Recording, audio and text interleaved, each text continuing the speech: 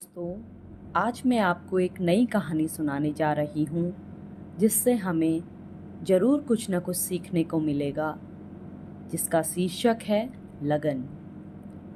बेटे के बार बार मोटरसाइकिल खरीदने के हठपन से परेशान होकर मुसद्दी लाल जी की पत्नी ने उन्हें कहा कि आपका लाडला आज कॉलेज जाने से मना कर रहा है। मुसद्दी लाल जी ने कहा कि कल उससे बात हो तो गई थी कि यदि वो इस साल परीक्षा में अच्छे अंकों से पास होगा तो मैं उसे मोटरसाइकिल ले दूंगा। मुसद्दी लाल जी की पत्नी ने कहा कि अपने सभी दोस्तों के पास मोटरसाइकिल देखकर उसे भी यह लगन लगी है। अब कॉलेज तभी जाऊंगा जब आप मोटरसाइकिल लेकर दोगे। मुसद्दी लाल जी ने अपनी पत्नी को समझाया कि तुम पढ़ी लिखी होकर भी ऐसी अजीब बातें कर रही हो। क्या तुम इतना भी नहीं जानती कि यह उसका पागलपन और जिद है, ना कि उसकी लगन? क्या तुम जिद और लगन के फर्क को भी नहीं समझती? आप चाहें इसे कुछ भी कहो, लेकिन बेटे को मोटरसाइकिल तो आपको लेकर देनी ही होगी।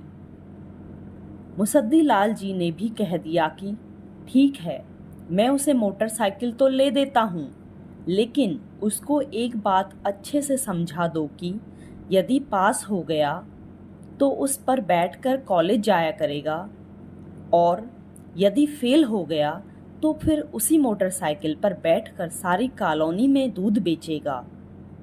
मुसद्दी लाल जी की पत्नी ने फिर से बेटे का पक्ष लेते हुए कहा कि अभी तो वो बच्चा है, अभी से वो इस तरह की बड़ी बड़ी जिम्मेदारियां कैसे संभाल सकता है।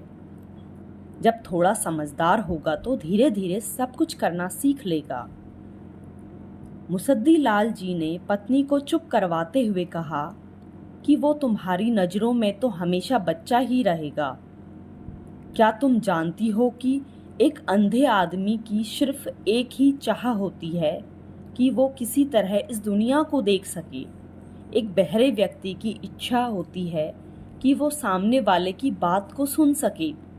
एक गूंगे की कामना होती है कि चंद अल्फाज बोल सके। एक अपाहिज सारी उम्र अपने पैरों पर चलने के लिए तरसता रहता है। दूसरी ओर हमारा बेटा है जिसे भगवान ने अच्छे हाथ पैर आंख कान सब कुछ दिया है, लेकिन यह फिर भी न जाने क्यों कुछ भी सीखना नहीं चाहता। मुझे समझ नहीं आता कि इसके मन में काम करने की लगन कब और कैसे जागेगी। मुसद्दी लाल जी की पत्नी ने बिना हार माने कहा कि बेचारा सारा दिन तो कुछ न कुछ करता रहता है, लेकिन आपको ही तसल्ली नहीं होती। पत्नी को बीच में ही टोकते हुए मुसद्दी लाल जी ने उससे कहा कि सिर्फ बातें करने से कुछ नहीं होता। हम जो भी हैं, कुछ भी करते हैं, वो असल आकार में तभी आता है जब हम उसे वास्तव में करना चाहते हैं। तुम्हारे बेटे को कुछ भी समझाते रहो, वो हर बात को कोई ना कोई बहाना बनाकर टाल जाता है। हर बार किसी न किसी की झूठी कसम खाकर कहता है कि आज के बाद हर काम पूरी लगन से करूँगा। उस नासमझ को यह समझाओ कि प्रतिज्ञा लेकर तोड़ने से अच्छा है कि हम प्रतिज्ञा ही ना लें। उसने आत्मविश्वास और लगन जैसे अल्फाज सुने तो जरूर हैं, लेकिन अभी तक वो यह नहीं जान पाया कि आत्मविश्वास और लगन जब सच्ची हो तो ही यह बहुत बड़ा करिश्मा दिखा सकते हैं। परंतु जब तक हमारे अंदर सच्ची इच्छा शक्ति ना हो तो हम कुछ भी हासिल नहीं कर सकते। तुम्हारी बात को यदि सही भी मान लिया जाए तो भी इस बात को नहीं झुटलाया जा सकता कि हर रास्ता कांटों से भरा होता है। लेकिन एक बार हिम्मत से पहला कदम बढ़ाकर देखो तो सही की मंजिल कैसे तुम्हारी ओर दौड़ी चली आती है। जीवन में कोई भी काम कभी भी किया जा सकता है, लेकिन सफलता पाने के लिए पहले हमें खुद अपने लक्ष्य तक तय करने ज़रूरी होते हैं।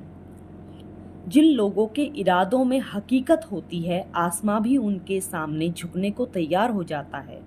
अपने पिता की इतनी तीखी बातें सुनकर मुसद्दी लाल के बेटे ने उनसे कहा, अब चाहे मुझे सिर धड़ की बाजी लगानी पड़े, लेकिन मैं अब कभी भी आपका सिर नीचा नहीं होने दूंगा। मैं कल से ही बेहतर परिणाम पाने के लिए अपने हर काम को पूरी लगन से करूंगा।